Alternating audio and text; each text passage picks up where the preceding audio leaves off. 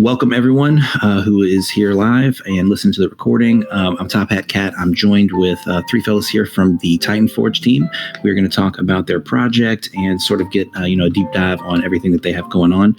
Reminder to everyone, if you are here now and you have questions, please drop those in the guest questions chat, and then Office Hours chat is there for anyone that wants to just shoot the shit, or if the team wants to drop links or anything like that, you can drop those up in Office Hours chat. So with all that said, let's go ahead and jump straight in. We like to kick these off with just a kind of light introduction, just a little bit about yourself, not even necessarily the project, just about you and how you either got into NFTs, or if you want, how you got involved with the project initially. Just kind of give us your background and kind of set that foundation for us. Yeah, for sure. I'll go ahead and kick things off. My name's Justin. I go by Jux or Juxton on the internet. I've been in NFTs for, I think we're going on 13 months full time. Got into it about August last year. And after the first week of onboarding and learning and, understanding how to navigate Twitter and, everything with NFTs in whole, I was sucked in.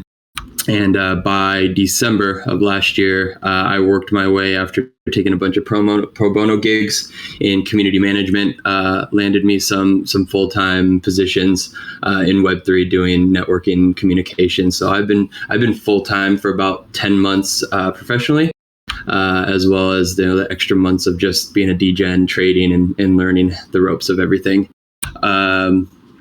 I'm heavily focused on Solana. I'm a big Solana maxi, so that's who I'm known for on the team. And it's a big portion of what our long-term goal is, the build for Titanforge. We can get into that a little bit later. We can just go through these introductions. I'll pass it over to Fogo, who's a co-founder of mine. We've known each other for 15 years. We have been talking since about November, off and on, with a plan that we had to manifest something like we did with Titanforge. Finally got the stars to align about 4 months ago, and here we are. Go ahead and take it away, Fogo. Hey, my name is Jeff, Fogo on the internet, as Jeff said. I kind of got my start in NFTs around the same time as him. It was back in June of last year. I did a lot of trading. Like, I was kind of a degen trader for quite a while.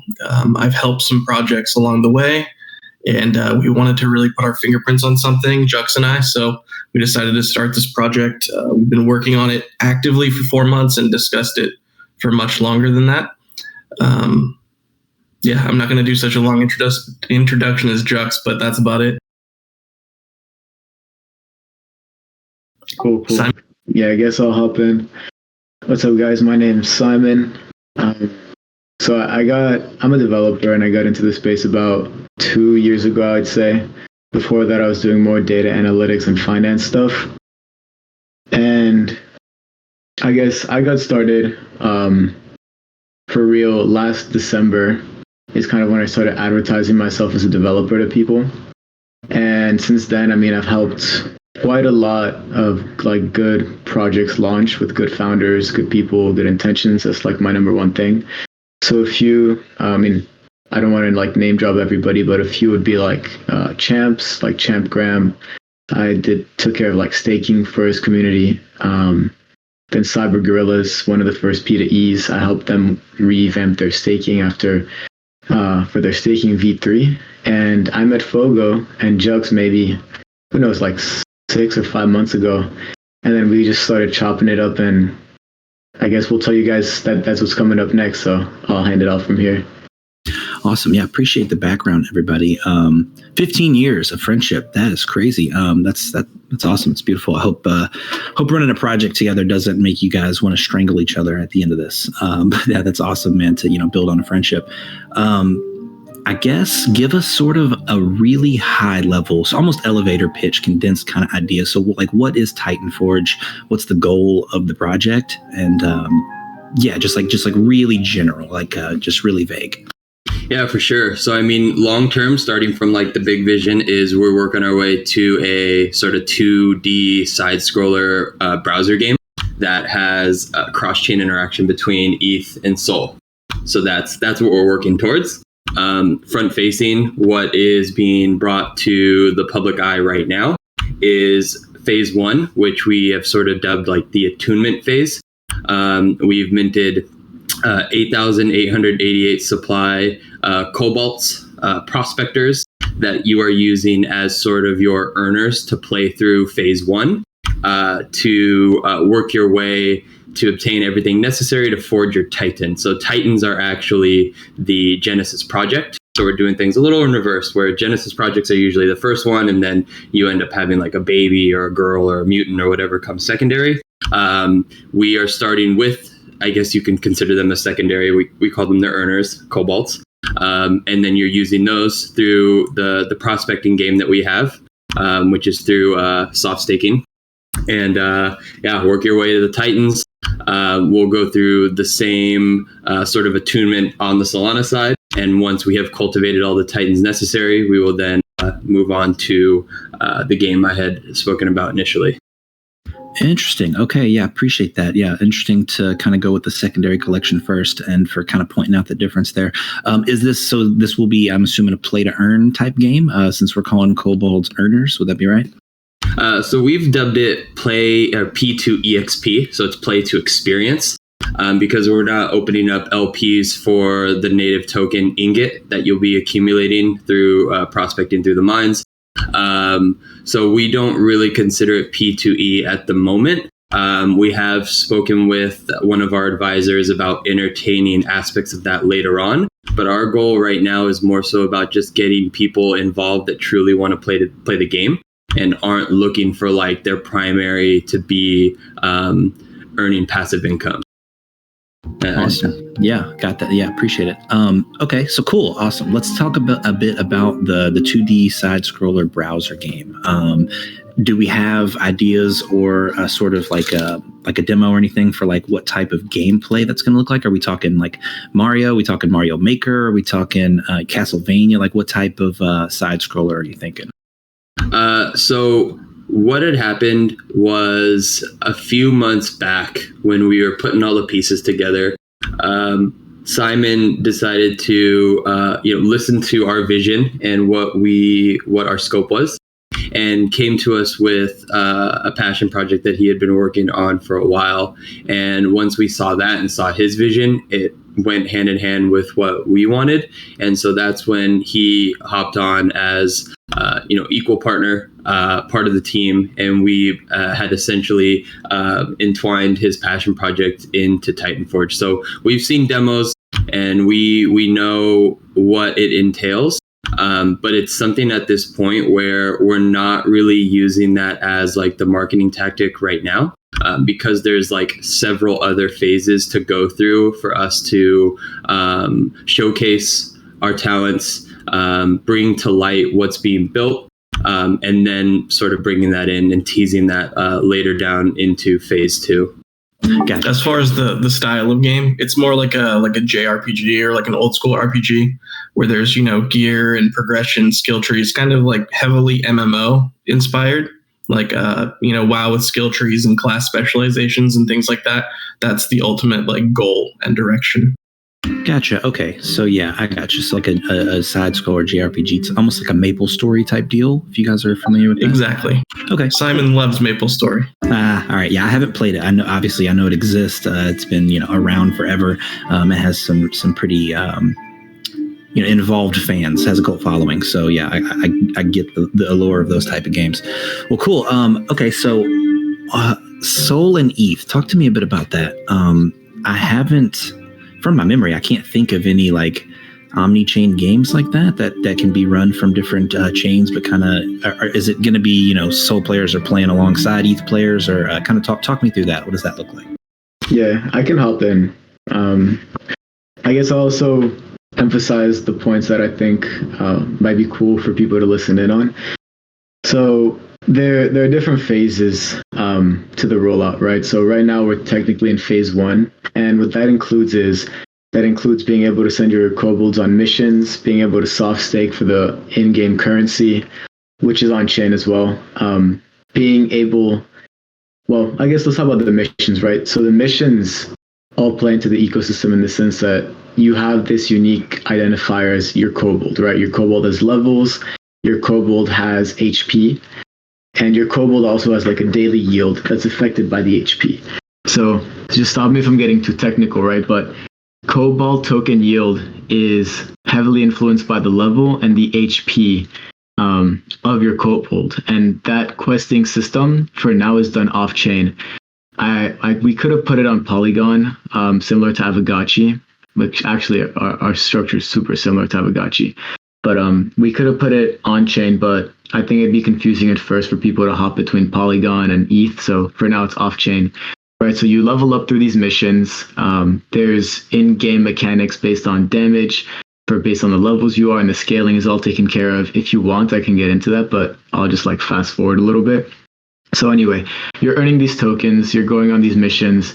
You can spend your tokens currently on what we call HP packs. So those, in case you die on a mission or you lose HP, you can use your HP pack. If you die, it's, you lose a lot of your tokens, or at least the token yield. Then you have multipliers, which are almost the reverse of that. They increase your token yield. And so that's Kobold's phase 1. Each week you stake, you essentially have a chance of finding what we call a shard. So shards are like special diamonds in the ecosystem. And those, in combination with other things in the future, are what's going to be used to actually craft your Titan. So that's all on chain. The randomness is done off chain because Chainlink is just too expensive. But that's what's coming in phase 1.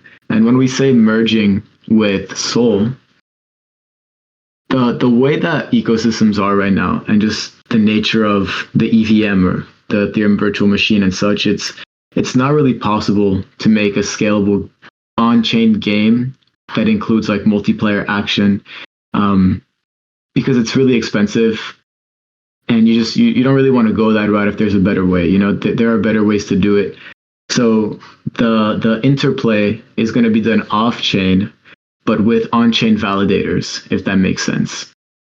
So your actions off-chain will translate into on-chain benefits. Yeah, that does make sense. That's interesting, though, and I kind of want to zero in on that a bit. Can you kind of walk us through more detailed some of like the pros and cons of handling everything off chain? I know plenty of PDE games have attempted to do everything on chain, and we've seen the issues there. The solution is just a bridge to go over to Polygon. So if you could kind of just talk us through what you guys were thinking, how you approached the situation, and ultimately how you decided to keep that questing gameplay off chain. Right. So for me, I didn't want to make it a mission for people to go in and quest, basically. I didn't want those who don't have Polygon to worry about getting Polygon just to pay like a small fraction of a cent in gas fees. So especially at the beginning, you want to make things as easy as possible and as smooth as possible for everyone while having a good time. So essentially the way it works is you send your kobold on a mission off-chain, and all the mathematical calculations happen off-chain with the randomness off-chain and all that good stuff. Then the result is actually embedded into what we call like a signature, right? So you can imagine, I'm not sure if there's a good way to explain that, but essentially a validator, or one of our, master accounts, it validates that this is actually the result that happened, this is the outcome, and then you can publish or translate that result into an on-chain event. So essentially, without going super deep, the off-chain results are then bridged on-chain through validators. And it just saves a lot of gas in the end, because you don't want every minute mission to cost you gas, whether it's on mainnet or on Polygon. Yeah, for sure, 100%. Yeah, and just quick little sidebar, guys, don't feel ashamed to go too technically into detail or to name drop or anything like that. That's why we're here. We love that shit. So please feel free.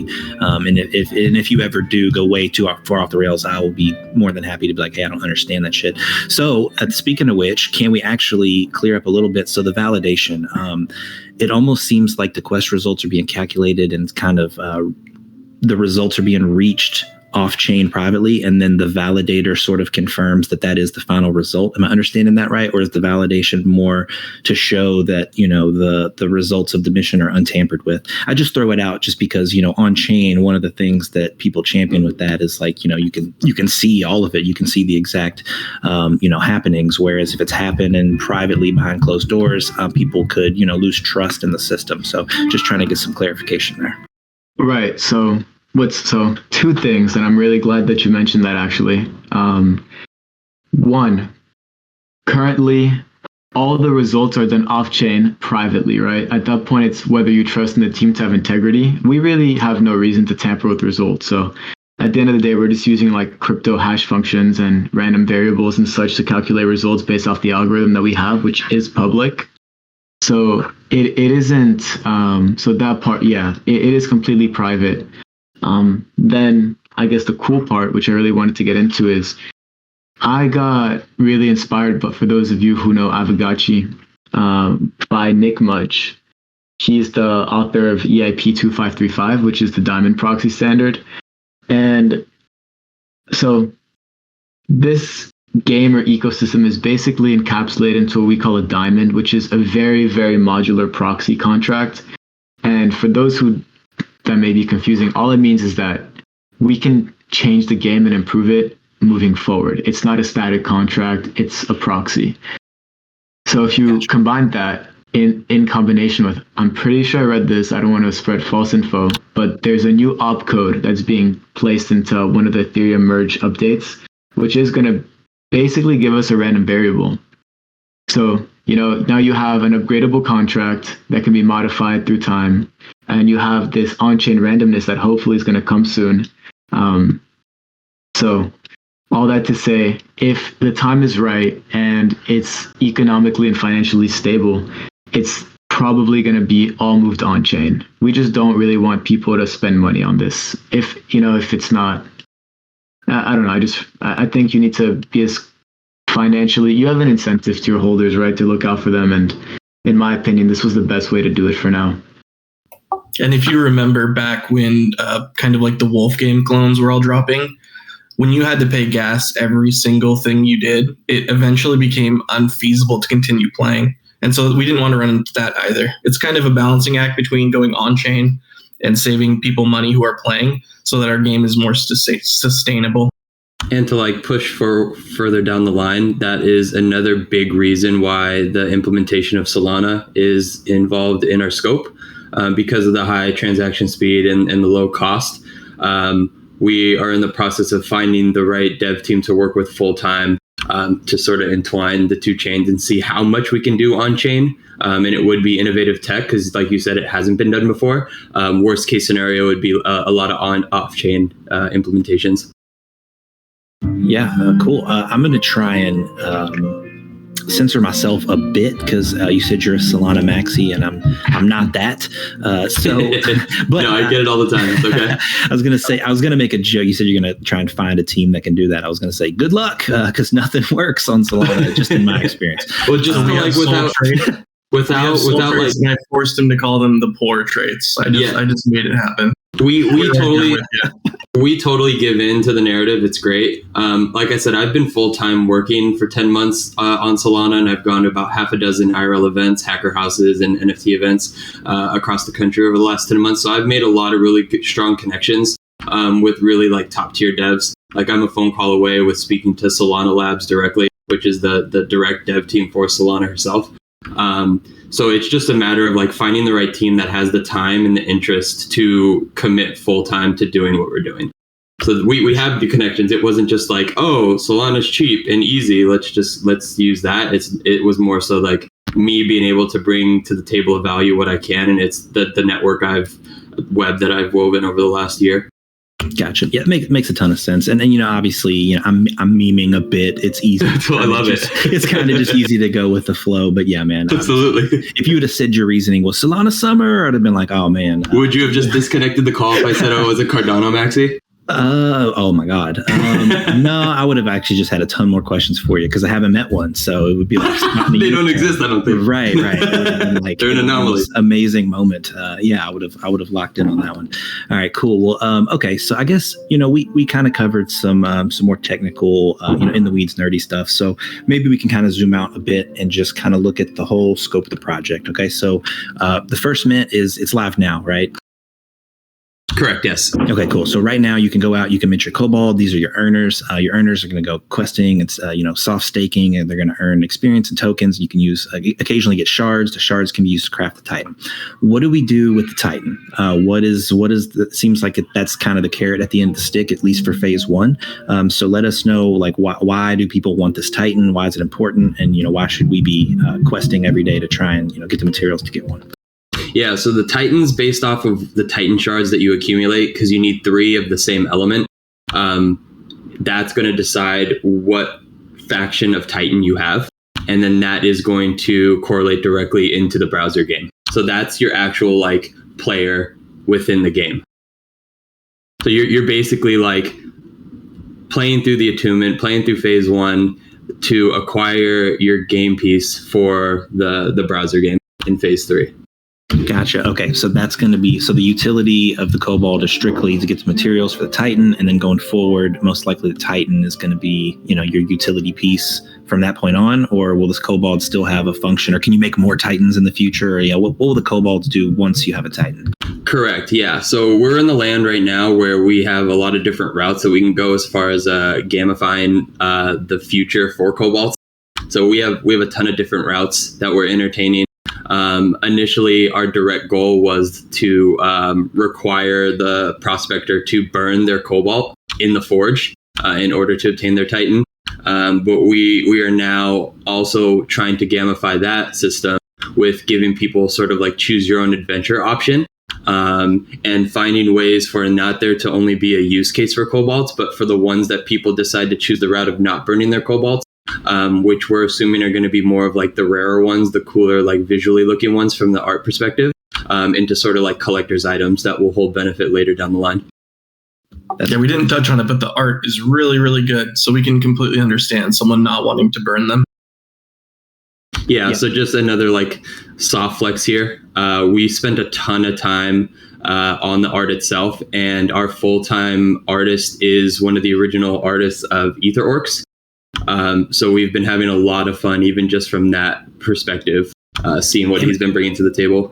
Yeah, you front ran me. I was going to ask about Etherworks, my next question. So good, kudos. The art looks cool. I like all the designs on the website and on the GitHub, or not GitHub, but the white paper documents and stuff like that. I think the aesthetic's pretty cool. Personally, I'm not a fan of the look of kobolds. But like, I'm sure the Titans are going to look fucking badass. So it's kind of a means to an end almost, in my opinion. And of course, size may vary. Everyone has their own interests and stuff. But I was going to ask about Ether Orcs because, the idea of staking and questing each week in order to earn shards, and then those shards crafting a new character. It's very Ether Orc-esque. So I was going to ask if you guys were familiar with that ecosystem, or if you know about the game or the devs or any of that stuff. Fogo, do you want to take this one? Sure. Yep. So I don't follow Etherworks closely, but I of course know of them. They're kind of the gold standard, I'd say, in what we're trying to do. They've been around the longest. They have a huge following. They've been very successful. I mean, I wouldn't say we're emulating them directly at all, but yeah, I think it's similar, and they're amazing at what they do. And if we could be like Etherworks, I mean, that's gold star for us, but we're not like directly emulating them.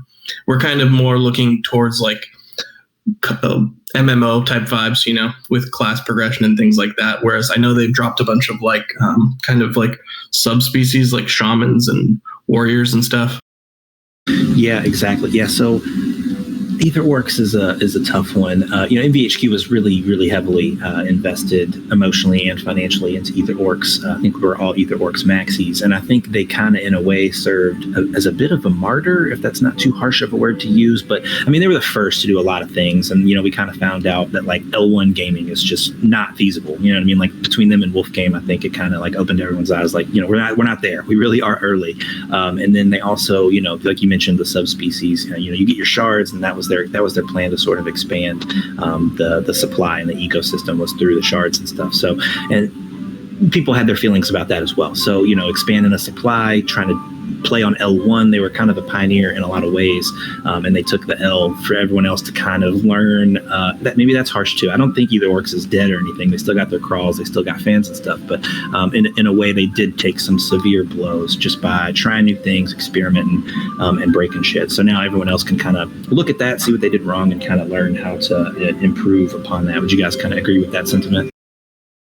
Yeah, definitely. I think there was definitely a very hand-selected few of builders during, JPEG summer in the last year that we've gone through, of projects that we've seen that made it through, bringing something to the table that was really something future builders could sort of take as like a blueprint foundation to both things that they did right and, of course, the things that they did wrong.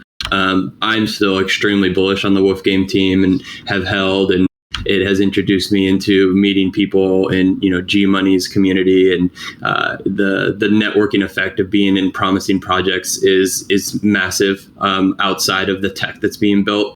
And I think that's also super beneficial to projects that are doing things right, is because I think like-minded people, or at least people that are willing to think outside of the box and understand trial and error during this renaissance phase of what we're in, they sort of cultivate into those projects, whether or not they're like massive money makers out the gate, because they understand that it's there's a ton of upside if things are done right in the future. 100%. Yep, agree with that entirely. Okay, cool. Well, I guess let me just take another step back and kind of just look at the whole scope. So we've got a browser-based game. Browser games are obviously ideal entry level for different gamers, so that you don't silo people off to one console or having really good computer specs or anything like that. But a problem that we've seen with blockchain gaming and play to earn gaming more specifically is barrier to entry. So like having to buy an expensive asset in order to get in, or really just having to buy an asset at all. So I wanted to ask, and there's no wrong answer here, I just kind of want to see your all's thoughts and philosophies, if it's an approach that you're even paying attention to, but something to basically attract non-holders and players that aren't actively engaged in the ecosystem. Is it still going to be a fun game for them, or is that not something you guys are focusing on quite at this stage?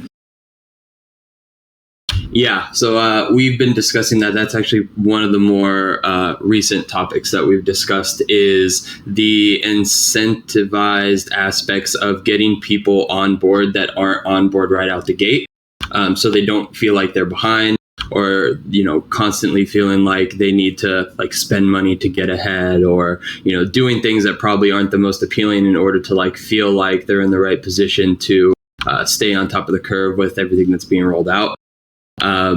I think personally that with what we have built and the way that it's set up through Simon, that a lot of things can be refined down the line in order to cater to both the people that rush through and accumulate their shards and sort of get to that like race to world first Titan title and continue to play from there, as well as people that are coming in later to the game that are more so about like taking their time and not rushing through and going the avenues necessary to sort of like speed through the first phase. Fogo, did you have anything to add to that? Because I know we just talked about a little bit of this morning. I'll just add that we have definitely looked at bringing in or targeting non-NFT native gaming markets. We know that's kind of like an untapped thing, and sometimes they don't necessarily have the best view of NFTs, but we are already like exploring avenues to attract those people just through marketing to them directly. I mean, currently our barrier to entry is about on par with like a low tier Steam game. It's not like it's a high barrier of entry. So now is the time to kind of get people's attention who maybe otherwise wouldn't be interested in NFT games. Gotcha. Yeah, I guess, and that kind of speaks to, the core of the question is like, it's a low barrier to entry now, but say it pops off, say shit goes crazy. And now we're looking at, 0.5, 1 ETH to get in. Do you have kind of a structure or plan or idea, at least a seed planted in order to get people in and involved if they're not a holder at that point, once it's a much, much higher price? Well, the one thing that I can speak on, being the Solana maxi in the room, is going into phase 2. It is going to be the second half of the Titans, sort of having this like clash of ETH versus Sol with the Titans. And with that, it will also be a very low barrier to entry to get in on that side. We have officially partnered with Magic Eden, so you can go onto Magic Eden's website right now and purchase on secondary listings that are in ETH. You can actually purchase them directly with Sol and have them transferred to an Ethereum-based wallet within 2 minutes. Like the whole process is 2 minutes. Go on to Magic Eden, select the NFT, switch it to Sol, buy it through Crossmint, export it to your MetaMask wallet, and it's there ready to be ready to play the game within 2 minutes. So we are looking to use those new pieces of technology that have been brought to us more recently, as far as more of a public-facing wormhole for things like this.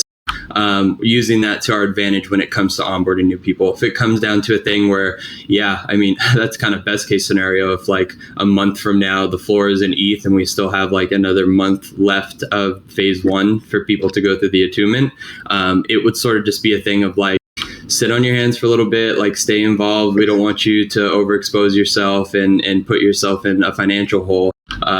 We are going to have the second run happen on Sol, and then we can kind of handhold people through the process of understanding how just because you buy on Sol or vice versa doesn't mean you're stuck there. Like you have the option of going back and forth. Yeah, I want to add to that as well. It's obviously, I've been around for like a little bit, and I've seen a lot of the problems that some projects face, which is there's no really way of expansion, or they decide to token gate, and sometimes it ends up like shooting yourself in the foot, kind of, or not giving yourself a fair race. So the point, at least I can speak on the tech side, right? 100% of it is it's all built to be modular. So that means, for example, if a new race or however you want to phrase it wants to come in, it's adaptable on chain. So it's all built to scale, and it's all built to take it in whatever direction it needs to go, basically. The game itself, currently as it stands, it's with Kobolds, and the most important thing is fostering a good community that's really gonna, like, I hate to say it, but like make it, or however you want to say it. But that's kind of like the phase 1 is really getting a community down. And then from there, a good community takes you all the places you want to go. And we're ready to attack any change, basically. I love that. And if it's cool, if I may, I'd like to pick your brain a bit on that exact topic, sort of other mistakes that like PvE games have made that you guys are taking like a tactful and mindful approach to solve. You spoke a bit on being like modular and flexible. Could you kind of maybe expand on some other things, the problems that you've seen that you guys from the jump potentially said, we're gonna solve this, or we're gonna make sure that we don't fall into the same pit trap? Yeah, so I'll say one problem in specific that I won't name the project, but there was once a time where this project I went into needed to have damage control because two things. One, their token contract was messed up, and the whole LP got drained, and they couldn't really do anything about it. And the second is their NFTs, or holders' NFTs, got locked because something was wrong with the withdrawal function, right? So I was kind of brought in to like do damage control for that whole ecosystem. I'm sorry, what a job, what a task. Yeah, no LP. No one can if I told you what I had to do, you wouldn't believe me. I spent 2 weeks. I had to I reran like manual simulations of like every single action that happened on chain, but like through Python, and like scraped old blocks. And essentially it was just like a repayment, and it was a whole mess. It took like 2 weeks of just block scraping, but I'll save that for another day. But one thing I noticed, and like the first thing I suggested was like, look, like people may not trust it as much, right? But if you have an ecosystem, it's kind of irresponsible to run it through anything other than a proxy, right? Because the fact that or the notion that you need to have it all figured out the first day is so wrong, as in life, like no one has it figured out the first day. No one knows exactly what's going to happen. Things change. The EVM changes. The blockchain itself is now undergoing major changes. So a lot of things are going to be possible. So that's why, and it took 10 to 20 times longer to develop. than, a standard, I guess, staking contract. But I really, really emphasize this diamond proxy because it's the backbone of the ecosystem, and the fact that it's so modular and allows for so many upgrades, it's really setting up the project from a tech standpoint to be the best it can be. Man, you know what? I agree 10,000%. Our membership token, the MBHQ token, our new contract is a proxy contract as well. It's not something I hear people talk about enough. There seems to be this law that was chiseled into stone that once something's on the blockchain, it's final, and people have sort of lived and died by that. But it's just not the case. So yeah. Kudos to you guys for also recognizing where things are headed in the future of the tech. Proxy contracts are pretty powerful, and especially empowering you to be able to pivot. And please, if you want to jump in and add something, please go ahead. Yeah, no, I'll just definitely. Nothing to do with this project, but it's either USDC or USDT. One of those is a proxy. So take that for whatever you want, but one of them, one of the biggest stable coins in the ecosystem is based off a proxy contract. I didn't know that. I'm crossing my fingers hoping that it's USDC. Yep. I forgot. I think it's USDC that's proxy based. All right, I'll use holding my breath. I'm like, oh no, don't put me in the tether boat. All right, cool. Well, okay, so I feel like you guys are knocking out the park. I feel like I've got a pretty good understanding of the project, the goal, the game, all of that stuff. So if we could, there was a bit of an asterisk earlier, and we can circle back. It was kind of in the weeds as far as token yields and stuff like that. So if we could circle back and you can kind of talk about the leveling and scaling and just some of the nerdy data stuff behind the leveling and the questing system for the token yields. Yeah, so base token yield is 1 ingot per day. That's the name or the decimals are 18. I should start there, right? So it's 1 ingot per day. And then you go on these missions, right? And missions will grant you XP and you can level up. Now, on a mission, there's a risk chance, right? And there's an injury chance. So if you're on a level 1 mission and you're level 1, it depends on the difficulty of the mission, but there is a chance you can take damage. So let's say you lost 20 HP, now you're at 80 HP. When you go to withdraw the token that you accumulated, you're only going to get 80% of it. It's a direct reflection of your HP. So that's how HP affects it. On the other side, you have multipliers. So you can imagine a token booster, right? You can buy these and apply it to your withdrawal. So if you're at 80 HP, but you apply a 5% booster, you're getting 85% of what you would normally get, rather than being at 100 HP with no booster. So that's a little bit the way that works. The damage, there is a scaling system. So if you're level 1, you can't go on a level 2 mission, right? You can't. There's a minimum level required to play.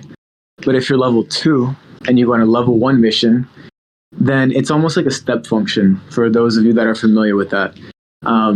Your injury risk goes down exponentially as you are as your level is above the minimum required level.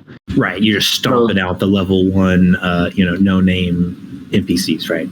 Exactly. So it's I guess in physics it's kind of called damping, if anyone's familiar with that, or in differential equations or whatnot. But it's just a damping factor. So the higher level you are above the minimum required level, the less chance of damage and the less damage you take, and also your higher chance of percent of succession, right? So there's 10 difficulties of mission. 1, 2, 3, 4, 5, 6, 7, 8, 9, 10. 1 through 3 are easy. 3 through 5 are medium. 5 through 7 are hard. And then 8 through 10 are, virtually impossible. We're talking about 10% success rate. Now, the reason you would go on the higher level missions is obviously you get more XP. And you also have these are off-chain, by the way. You have the possibility of earning what we call shard boosters, different than token yield boosters. Shard boosters increase your chance of finding a shard every week. So for example, right, the base percent chance you find a shard is 5%. So that means you stake for the week. There's also a tiny multiplier based off the time you stake, but in general, you're looking at a 5% chance of finding a shard. Based on the mission you go on, you can find a shard booster. So if you can imagine, if you complete a level 10 mission, you're going to have probably a 100% shard boost, which means you would have 10% total chance of finding a shard. If you're completing an easy mission, maybe a 1% shard boost or 2% shard boost, which ultimately is almost negligible. So that's a little bit about the scaling. Fogo or Jux, make sure, if I missed anything, or THC, if you have any questions, definitely go ahead.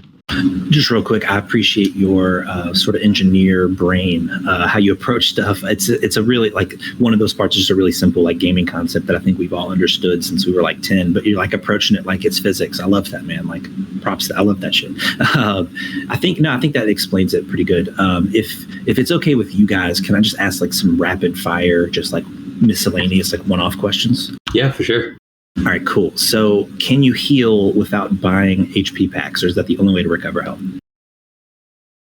You have no. There's a weekly rest period. So at the end of each week, you get some HP back. Got it. So it's either rest and wait, or pay some of your ingots. Is that correct? To buy an HP pack to heal up faster? Correct. Okay, cool. Next question. You guys said no LP on the ingots. Do you plan to like attempt to enforce no like OTC trading, or is it kind of just blind eye? Because I've seen projects that literally do try and enforce no OTC trading, which is just, in my opinion, absurd. But please, if you guys feel differently, let me know. It's time locked. So it's time locked until we feel like it's stable enough to be introduced into the open market. So right now you can only interact with it through validated contracts. Brilliant. Excellent solution. Okay, completely unrelated. If maybe you guys could each take a second, how do you all feel just in general about the current market? Like, shit's pretty weird, right? Like, what are your all's thoughts, just like where we are, where we're headed?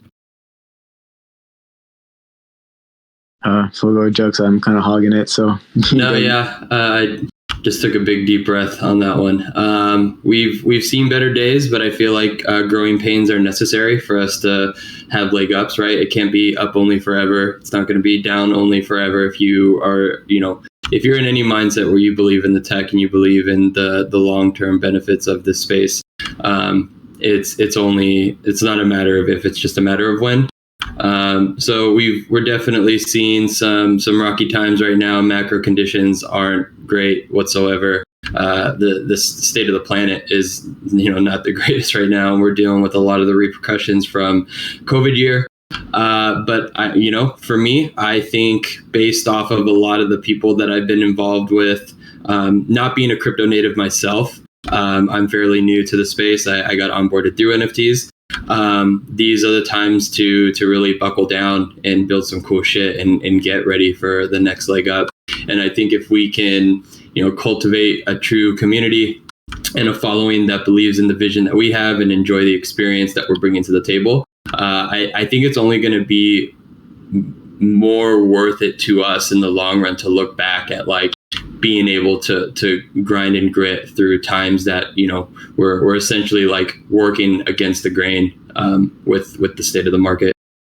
Fogo, do you want to hop in? I'll just add to that if we didn't believe in the long term, like the long term crypto vision, right? Like if we didn't think this was going to stick around, if we thought NFTs were going to die, we wouldn't be busting our ass here in the bear market. So I think everyone on our team is a believer in the space in general, and that it will come back around. For sure. Appreciate that. Yeah, always nice to get a little sentiment check when the market's bad, just to kind of see where everybody's head's at. Okay, I got one more question about the game. If you guys could kind of maybe fast forward, jump into the future, and let us know what the like PvP and PvE systems, like how you envision those. So are we doing like arena PvP battles? Are we doing, like faction wars? Talk to me a bit about that. Simon lit up so quick. He's so excited to tell you right now. Yeah. So my ultimate vision, right, is I wanted people to feel something when they played the game, right? I wanted people to be emotionally invested. And essentially, my goal is to assetize everything in the game at one point in time. So from your axe to your armor to whatever, maybe your transmog, for whoever's familiar with that term. The end goal is to have all of that assetized on chain. And for PvP or PvE, I want people, almost like if you played RuneScape and you went PKing, if you die, or if you're on a mission on chain and you die, you're going to lose your on-chain item. Like there's going to be real risks and real rewards you're going to have to gauge out, and probably have to like actually look at the mechanics of the dungeon or look at the mechanics of the PvP And yeah, that's how I see it. So it's, I guess to go back is, I just wanted to rant that, but it's dungeon and arena style. Love that. Love a little bit of risk, a little element of, putting your ass on the line there when you go out to attempt something. I like that. Almost adds like a survival element to the whole thing, right? Yeah, exactly. So for those who played RuneScape, and when PKing, I think you probably are familiar with that feeling. Yeah, I mean, I've played WoW on a PvP server. Playing Alliance is not fun. Just getting stomped all the time. There's really no repercussions on the other end for anyone else, so they can just sit there all day and no life it and just and crush you with no chance of any get backs. So yeah, not a good feeling. Camping Red Ridge with my undead rogue was the most fun I had. The initial launch of WoW. You're one of those. Spent many weeks neglecting leveling to just gank humans and gnomes that were 5 levels lower than me. Right. I'll just skip Red Ridge altogether, man. Nope, out of there. All right. Well, cool. Oh man, we've talked about a lot today. Is there anything that we missed? Is there anything that we kind of glossed over or maybe only mentioned very briefly in passing that you guys want to focus in on? Or is there anything that you want to kind of circle back with? We've got, about 10 minutes left here. We can go over or under. It's up to you guys. But is there anything you kind of want people to have in their mind as we wrap this up? Well, this was great that you were so open to hear some of the intricacies that we put into the Get Book that we feel at this point were passed over, and it makes sense. I feel like a lot of people kind of treat a Get Book to the degree of the one that we have as sort of like an instruction manual to a game, like a console game. And how many people genuinely read an instruction manual from cover to cover before they just pop the cartridge and then play, right? So it was really cool to hear you genuinely be interested in some of the back end and the building.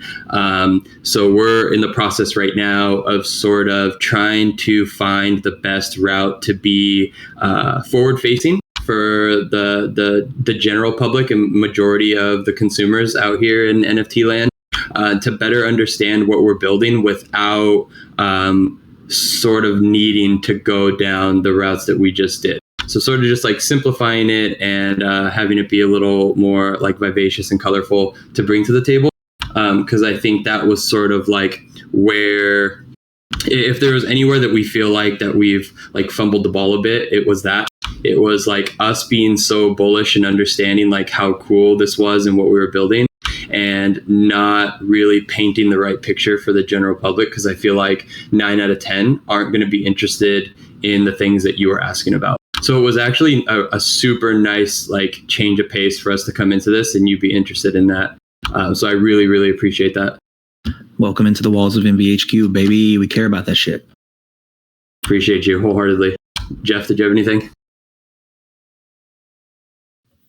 No, just I think we really appreciate this opportunity to kind of spread what we're doing. Like Chuck said, we put a lot of effort into that Git book, and we're not sure how many people really read through the cool math engineer brain stuff that Simon did, like you said. So great to see it. Thank you. And I know Simon loved talking about it. Yeah, well, we enjoyed having you gentlemen here to talk about this. If we could, I just want to ask one more question, and this is for Judson specifically.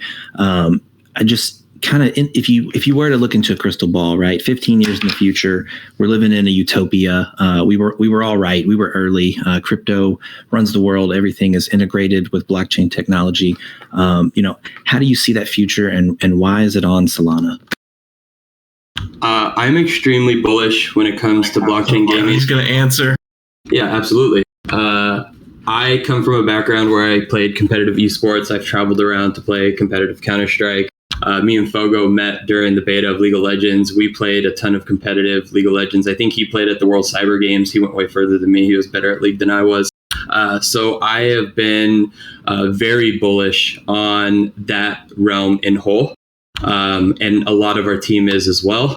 And I think looking down the line, 15 years is like, that's what, like 100 years in NFT land. At least. I think the big builders in the space are going to build platforms that are going to allow others to come in and sort of showcase their talents and bring innovative pieces to the puzzle together to bring together one massive platform, whatever that may be. If VR becomes the real thing and that's what everyone's doing, or if we're still doing mouse and keyboard, or if consoles are still a thing. I think that there's going to be a selected few that are going to rise up and really like take the reins on having a platform for people to come in and sort of input what they've built on the innovation side of things, and utilize it. I think Solana is definitely a network that's catered towards gaming, because like you had said earlier in this call, it's really hard to get a good game to thrive on an L1 Ethereum, with the extra charges and people wanting to play through a game without having to pay $1 here, $1 there. Solana completely saves everyone from that situation. I've seen builders firsthand on what they're doing on Solana. A couple of my buddies put together BR1, if you're familiar with that. So it's like PUBG on Solana, and it's kill to earn. So imagine playing through like Fortnite, and you're accumulating Solana directly from the kills that you're racking up in Fortnite. So it's kind of like that. If you're not familiar with PUBG, I feel like Fortnite's like an easier name to drop for something like that. So things like that I think are super cool. I think that this space is going to change esports entirely when it comes to blockchain tech and whole, with verification and helping with anti-cheat and things of that nature. I'm not one of those guys that thinks like Solana is the way. I'm more of like, Solana has a lot of cool shit, and I think when ETH builders and Solana builders can get together, like, why not work together and try to bring like the best of the best to the table? That's beautiful. Wow. What a great, elegant answer to my ridiculously unfair and stacked question. Thank you. Thanks for doing that, man. I appreciate that. Absolutely. Cool. Well, gentlemen, yes, thank you so much for taking the time, sharing your thoughts, answering all the questions that I had for you. I know I've been kind of relentless with them. If you could kind of just see us out and let us know. I mean, Mint is live now, so let us know kind of what we can do to get involved, or how we can go Mint. Just kind of call to action, get everybody off their asses, go get involved here. Well, you directly. I'm actually more bullish on establishing relationships that seem productive. Like, I'm not really here to try to like get people to buy in, or like, you need to come and check this out. It's more so like meeting people such as yourself that's open-minded and understand the vision. So for me, to answer your question there, I'm more so like, if we want to maybe have a conversation after this at some point and maybe showcase both MVHQ and Titanforge on like face forward Twitter space or something in the future, I think that would be super cool. I know that I could rally a bunch of troops in so we could speak on what you guys are doing over here and a little bit of what we're doing. I think that would be super cool. That was probably like where my head went instantly and what I would say to your question. But Jeff, did you have anything to add to that? Yeah, so to answer your question directly, if you like what you heard here, if you think Simon is a genius like we do, go check out our Twitter, which is at Titanforge NFT. There's links to the light paper there and our website. You can find out anything you heard about here. We have it down to the math in the light paper, like you can see, is algorithms and stuff like that. Learn everything there is to know about Titanforge. And yeah, Mint is live at titanforge.io. So check us out. Awesome. Appreciate that, both of you. Yeah, and I'm on a personal level, I'm always happy to talk and to allow people to talk and ask questions. So yeah, man, I would be down to do something like that in the future for sure. So yeah, just once again, thank you everyone for taking the time. Simon, I hope the hurricane is subsiding a bit, man. Hope you're safe. But yeah, thanks for all of you guys finding the time to meet here and talk us through your project. And we'll be watching and looking forward to great things from you guys. Absolutely. Thank you for having us. Thank you for the opportunity.